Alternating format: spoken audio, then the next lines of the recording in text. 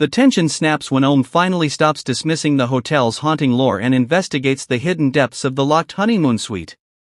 Driven by a desperate need to find the missing bartender, Fiona, he discovers a concealed dumbwaiter in the wall.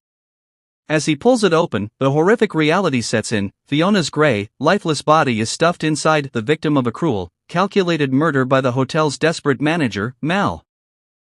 The sequence explodes into a desperate fight for survival as the morning light breaks. Jerry, the eccentric local who came to help Ohm, tries to ambush Mal to get the keys to the room. Just as the tide seems to turn, Mal ruthlessly fires a heavy crossbow point blank, killing Jerry on the spot.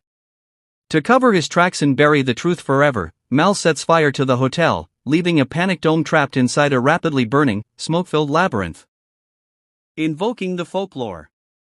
Fleeing Mal and the encroaching flames, Ohm drops down into the pitch-black basement via the dumbwaiter.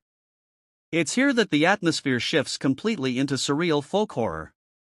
The legendary, terrifying Kaleech, the ancient witch, emerges from the shadows to claim him. Recalling a piece of folklore shared earlier in the film, a terrified Ohm uses a piece of chalk to frantically draw a protective circle around himself on the floor, barely holding the groaning entity at bay. The climax reaches a fever pitch when Mal descends into the basement with his crossbow, intent on finishing Ohm off. However, Mal fails to respect the supernatural rules of the hotel.